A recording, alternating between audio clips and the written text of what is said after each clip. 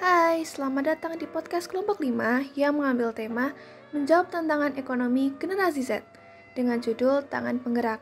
Di sini kita sedikit sharing cerita tentang beberapa hal khusus tentunya pada tema besar kita tentang peran generasi Z dalam pertumbuhan ekonomi. Tapi sebelum itu kita melakukan perkenalan dulu.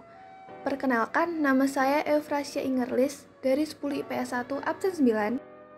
Perkenalkan, nama saya Cecilia Putri Bunga Indah Permatasari dari kelas 10 IPS 2, nomor absen 12. Perkenalkan, nama saya Rafael Satria Wijaksono dari kelas 10 IPS 2, nomor absen 28. Perkenalkan, nama saya Brian Adi Damastono, nomor 6 dari 10 IPA 1. Oke, kita bahas tentang bahasan yang ringan dulu, khususnya tentang masa pandemi ini. Pasti banyak dari kalian pendengar podcast pernah ngerasa bosan di tengah pandemi ini. Saat seperti ini ada kalanya kita juga kangen suasana kumpul bareng teman-teman kita untuk melakukan keseruan bersama-sama. Nah, ngomong-ngomong soal teman atau sahabat, di antara kalian punya nggak sahabat sejati gitu? Sharing dong soal ini. Jelas ada dong, jadi aku dulu punya sahabat sejak kecil atau bisa dibilang kelas taman kanak-kanak. Jadi kita udah deket banget. Dan menurut aku tuh kenapa aku bisa anggap dia sahabat sejati, karena menurut aku dia tuh orangnya seru, terus seorang yang bisa ngerti satu sama lain dan bisa ngerti keadaan kita dan bisa saling support. Itu aja sih kalau dari aku. Wah, beruntung banget ya kamu, Satria, Brian. Kalian berdua gimana? Ada nggak? Kalau aku sih gak ada. Kalau kamu gimana, Bung? Tentunya ada dong. Yesuslah yang jadi sahabat sejatiku. Karena Yesus baik banget. Dia rela mengorbankan nyawanya buat menebus dosa kita. Dan tentunya dia bisa jadi tokoh idola buat kita. Kok bisa jadi idola buat kita? Maksudnya gimana? Ya bisa dong, karena Yesus itu menurutku tokoh yang sempurna. Selain sebagai sosok yang selalu mau mendengarkan keluh kesah kita, di saat kita sedang dalam keadaan apapun, sosok ini juga serba bisa loh. Wah, keren ya. Kita benar-benar bisa jadikan Yesus sebagai panutan dan idola kita. Aku juga lagi mikir ini. Ternyata di masa pandemi ini banyak persoalan yang juga dialami oleh remaja seusia kita loh. Apalagi kalau kita tidak pandai mengelola masalah kecil yang kita hadapi, pasti akan jadi masalah besar. Contohnya, ada banyak sekali penyimpangan yang terjadi di kalangan remaja dan penyimpangan ini bisa menyebabkan ekonomi orang tua semakin terpuruk. Aku ambil contohnya ketika seorang remaja mulai menggunakan dan berani mengedarkan narkoba. Iya, dari contoh penyimpangan remaja itu, menurutku keluarga sangatlah penting perannya untuk mencegah perilaku menyimpang di kalangan remaja. Keberadaan COVID-19 ini bisa memberikan pelajaran berharga untuk orang tua agar lebih memperhatikan anak-anaknya dengan berinteraksi secara intensif di dalam rumah, seperti beribadah bersama, membimbing anak dalam belajar di rumah, olahraga bersama, serta melakukan berbagai aktivitas bersama dengan anggota keluarga lainnya. Lagian, perilaku-perilaku seperti itu berdampak meresahkan masyarakat sekitar.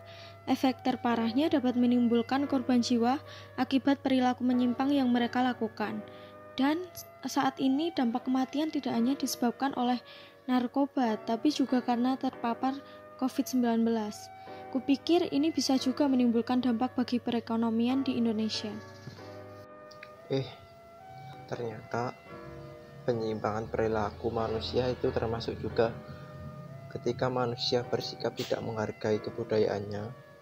Kalau kita hidup di Indonesia, berarti kalau kita tidak menghargai kebudayaan yang ada di Indonesia, kita juga berperilaku menyimpang. Banyak dari kita yang kurang menghargai satu sama lain. Padahal kita mempunyai kebudayaan lokal yang harus kita hormatin dan menjaga satu sama lain. Padahal tak lupa juga dengan kebudayaan alam kita yang aku ambil contoh dari perilaku manusia. Kebanyakan manusia melakukan pengundulan hutan yang menyebabkan hilangnya tempat tinggal dari hewan vertebrata loh, seperti harimau, gajah, badak, dan masih banyak lagi. Aku juga kadang mikir mereka kasihan banget. Mereka nggak salah, tapi banyak yang mati karena keserakahan manusia yang tak punya adab, menebang pohon tanpa menanamnya lagi. Apalagi mereka membutuhkan tempat untuk menjalankan hidup dan berkembang biak. Jadi, dari sini kita bisa belajar bareng-bareng, karena kita juga sama-sama makhluk hidup, pastinya kita bisa memberikan keseimbangan aktivitas kita dengan menjaga alam sekitarnya kan, yang bisa kita mulai dari diri sendiri, dan penting juga untuk menjadi orang yang tidak selalu memprioritaskan ekonomi demi kepentingan sendiri tanpa melihat situasi makhluk hidup lainnya. Oke, sekarang kita bisa lihat contoh orang yang tidak menyimpang itu kayak seniman bela diri. Selain bisa membela dirinya, dia juga bisa belajar fisika. Kok bisa? Karena ada gaya impulsnya. Iya, ada fisikanya. Soalnya kan ada momentum sama perkenaan. Jadi, ada seorang seniman bela diri menggunakan kekuatan impuls untuk mendemonstrasikan keahliannya dalam sejumlah trik. Ketika ahli bela diri bermaksud untuk memecahkan benda keras seperti batu bara atau papan kayu, dengan menggunakan tangannya, dia akan menggerakkan tangannya dengan cepat mengenai benda tersebut dengan kecepatan yang lebih cepat.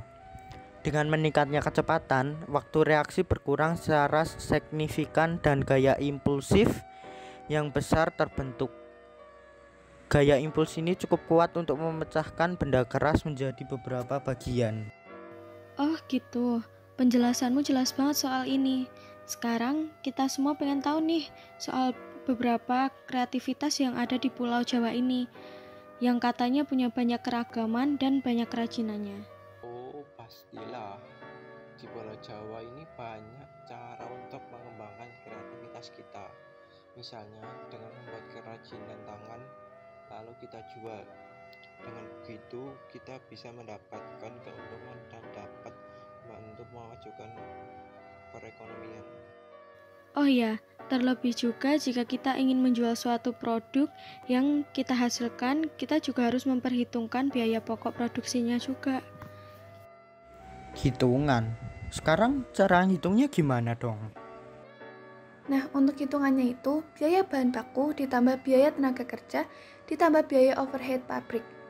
Seperti itu. Oh, tapi emang kenapa sih kita perlu memperhitungkan biaya produksi seperti itu? Ya itu jelas pasti akan mempengaruhi tinggi atau rendahnya harga jual produk. Biaya produksi akan dibebankan kepada konsumen, yang artinya setiap pembiayaannya akan dihitung, kemudian akan dibagi dengan jumlah produk yang diproduksi, dan muncullah harga jual. Yap, bener banget. Kemarin juga aku nemu tentang gambar grafik keekonomian Indonesia dari tahun 2010 sampai 2021. Setelah aku lihat-lihat, ternyata ada gambar seperti segitiga yang membentuk segitiga sama kaki. Maka sudut yang terbentuk di tahun 2019 dan tahun 2021 adalah 45 derajat. Berarti kita bisa hitung relasinya. Benar, bisa kita hitung relasinya. Tapi ternyata kata perhitungan itu nggak hanya ada di matematika loh. Di tanah Jawa ini ada satu cerita legenda berjudul Timun Mas. Nah, dalam cerita itu, si Timun Mas membuat perhitungan dengan lawannya si raksasa. Mau tahu nggak perhitungannya seperti apa? Menarik banget ya. Coba ceritain dong kayak apa. Okay, once upon a time, an old widow wanted a daughter to live with her in the village. Knowing her wish, a hug giant visited her house. He gave her cucumber seeds, and he told the old widow that there was a baby inside the cucumber. The giant promised to come back for the baby once he turned 16. The old widow planted seed in her yard, and by the next morning a cucumber grew. She cut it open and found a baby girl inside. The old widow was so happy and named baby it Timun Mas. Day by day, Timun Mas grew into a beautiful lady. The widow remembered what the giant had warned her. So, When Timun Mas turned 16, the widow told her to run into the jungle with a bag of salt.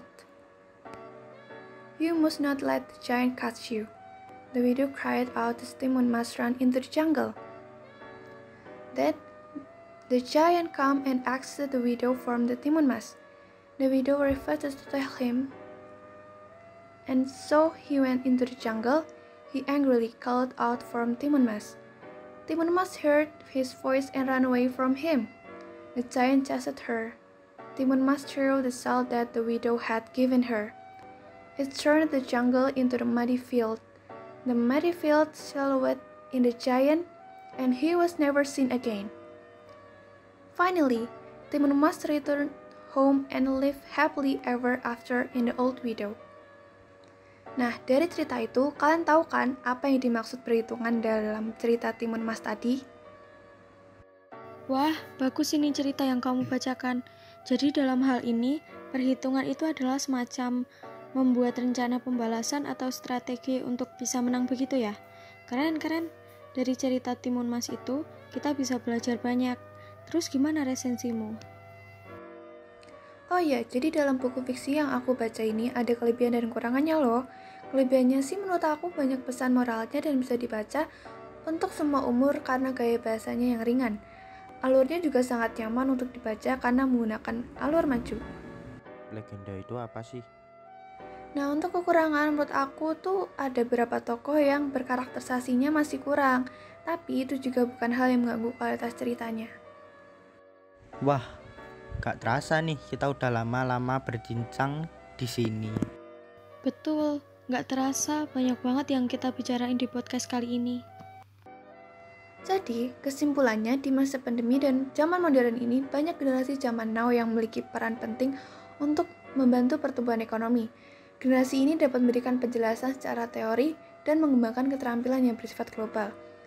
Generasi ini juga perlu memiliki karakter yang baik dan tangguh untuk bisa menghadapi arus zaman. Ya, generasi sekarang harus bisa menjadi tangan penggerak. Artinya kita bisa menggerakkan diri sendiri dan orang lain lewat ide dan kerja nyata yang bisa ikut berperan dalam banyak bidang, terutama untuk menumbuhkan kembali perekonomian di masyarakat Indonesia.